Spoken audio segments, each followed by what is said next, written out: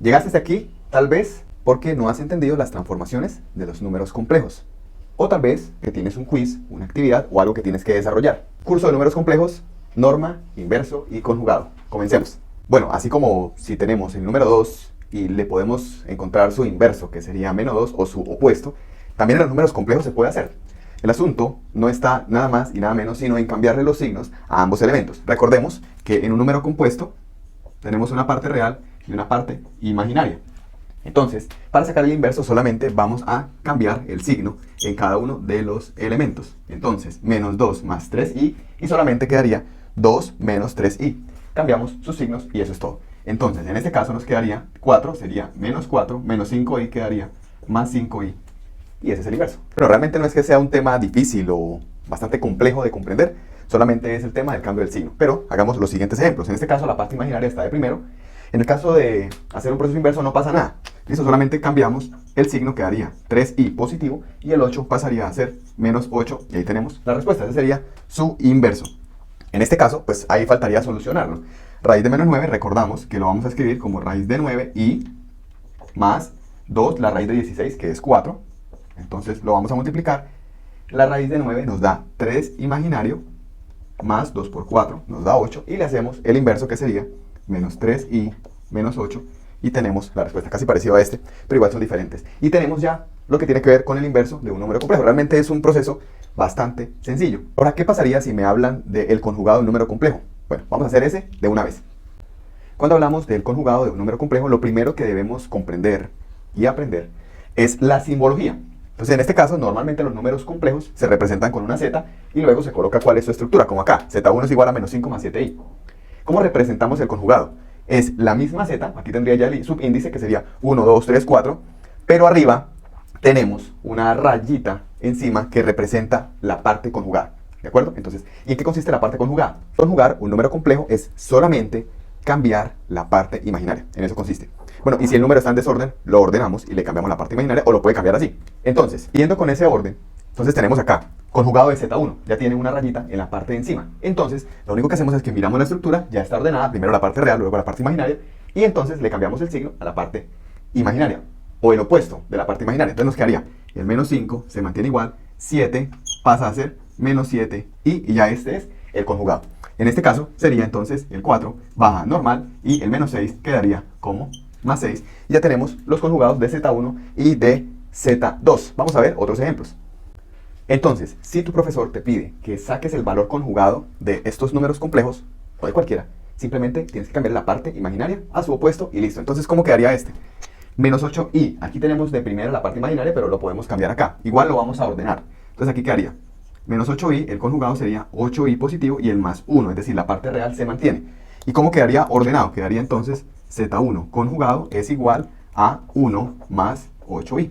Ya tenemos el conjugado y también ordenado. Recuerde el símbolo en la parte de arriba de la Z. En este caso está ordenado, real e imaginaria. El menos 5 se queda igual y el 3i pasa a ser menos 3i y listo. Ese es el conjugado en los números complejos. Ahora veámoslo en el concepto de la suma o de la resta.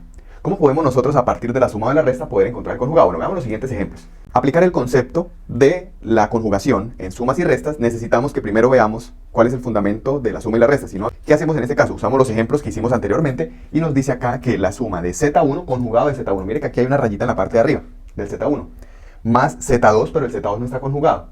Bueno, ¿y qué es esta línea que está arriba de los dos? Bueno, esa línea indica que al momento de sumar el conjugado de Z1 más Z2 al resultado, porque la línea está con todo, se conjuga. Entonces, ¿cómo hacemos eso? Lo primero es que a este lado vamos a colocar pues el conjugado de Z1, que es el que necesitamos, ¿de acuerdo? Entonces, aquí colocamos Z1 conjugado, que sería 8i positivo más 1. Bueno, ya tenemos entonces el conjugado de Z1. Entonces, ¿qué vamos a hacer? Vamos a colocar acá entonces Z1, que sería 8i más 1 más, este sería este más. ¿Cuánto vale Z2? Z2 vale menos 5 más 3i. Muy bien, hacemos la respectiva suma. En este caso, ya para sumar, nosotros lo que necesitamos es tener presente de que aquí podemos aplicar ley de signos de manera distributiva o sencillamente tener este concepto, que como hay un más por fuera del paréntesis, todo lo que está aquí por dentro queda con el mismo signo y ya, no es nada tan complejo. Entonces nos quedaría 8i más 1 menos 5 más 3i. ¿Sí? Sumamos y agrupamos las partes imaginarias a un lado, más 3i más 1 menos 5, 8 más 3 me da 11i. más 1 menos 5 me da menos 4. Vamos a ordenarlo, quedaría menos 4 más 11i. Y este es el resultado de la suma del conjugado de z1 más z2. Y como este es el resultado de la suma, me dice conjúguelo.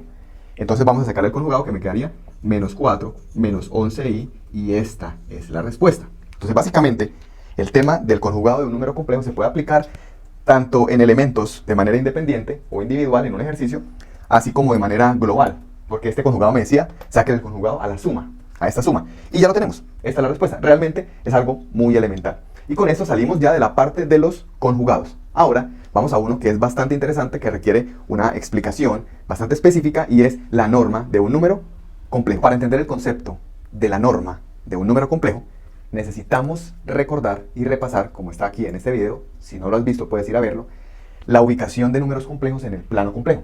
Realmente no se le llama plano cartesiano solamente porque el plano cartesiano lo hemos manejado para los números reales, sino este puede ser llamado plano cartesiano complejo porque maneja una parte real y una parte imaginaria. Esos son sus ejes. Pero bueno, en este caso, ¿en qué consiste la norma o la magnitud del número complejo?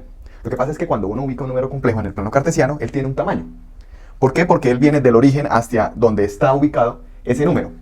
Entonces recordemos que él tiene unas componentes rectangulares. Esas componentes representan la componente horizontal, su parte real, la componente vertical, su parte imaginaria, porque son paralelas. Entonces, si ustedes se dan cuenta, me forma un triángulo rectángulo. Ese triángulo rectángulo ya tiene unos elementos. ¿Cuál? Por ejemplo, ya nosotros conocemos el tamaño de la parte real, que es 3. Y en este caso ya conocemos también el tamaño de la parte imaginaria, que sería menos 2, porque aquí lo tenemos en este ejemplo.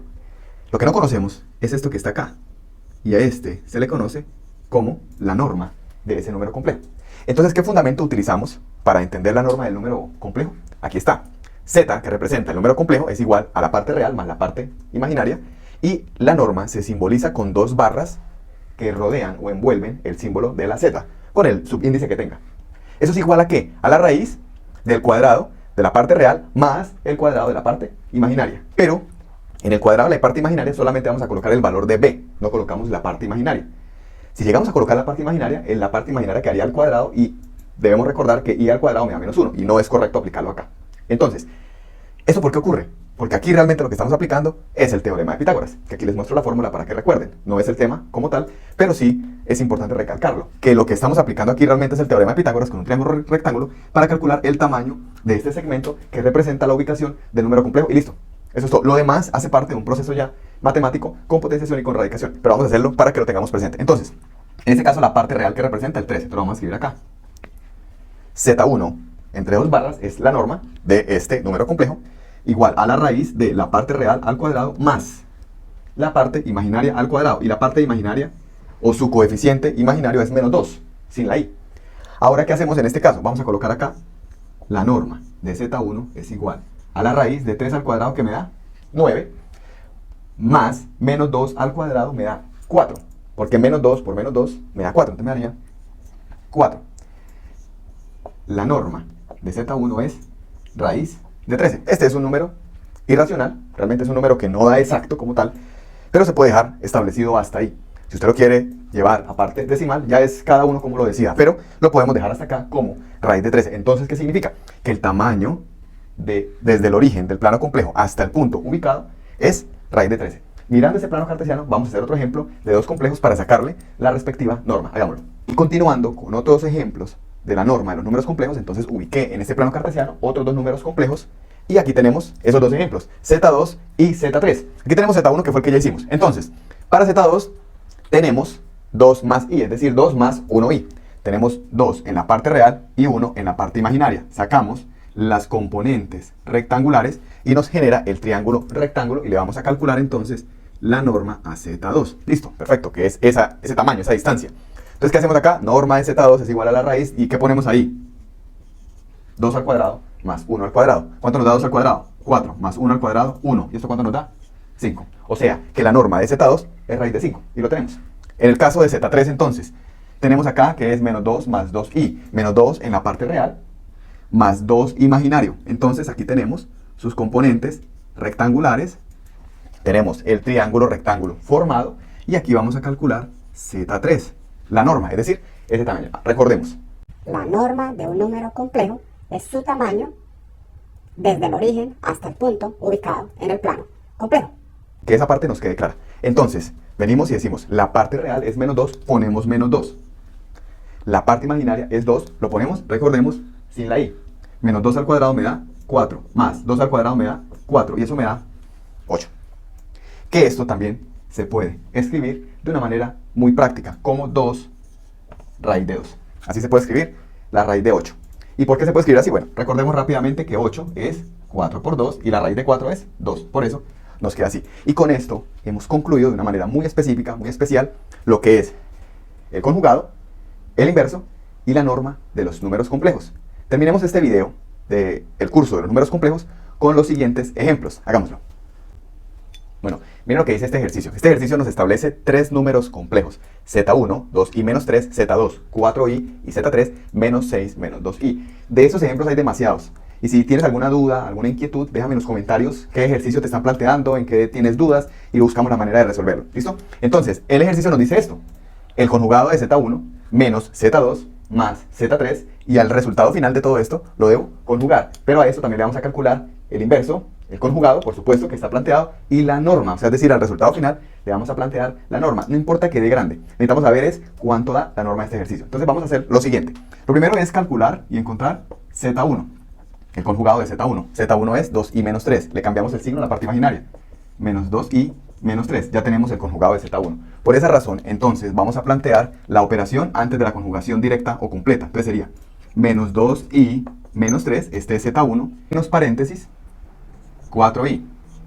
Ese es Z2. Más paréntesis Z3, que es menos 6 menos 2i. Listo. Ahora, ¿qué nos falta? Solucionarlo. Entonces, cambiamos estos paréntesis, abrimos o rompemos los paréntesis y nos quedaría menos 2i menos 3, menos por más, menos 4i, y todos estos quedan exactamente igual porque hay un más por fuera, menos 6 menos 2i. Vamos a colocar los imaginarios a un lado y la parte real a este lado. Bueno, casi todos nos quedaron negativos realmente, pero creo que es parte del ejercicio. Nada está planeado. Menos 2, menos 4 y menos 2 me da menos 8i. Y menos 3, menos 6 me da menos 9. Esta viene siendo la respuesta a esta operación. No, acuérdese que nos toca conjugarlo. Entonces, al conjugarlo nos daría, lo vamos a ordenar, menos 9, menos 8i, y al conjugarlo nos daría, entonces, menos 9 más 8i. Perfecto. Entonces, ya tenemos el resultado de esta operación, y aquí ya está conjugado. Con esto ya practicamos, entonces, recordamos, suma y resta, y también la conjugación de un número complejo. Ahora, a ese elemento vamos a invertirlo. Invertirlo solamente sería escribirlo inverso.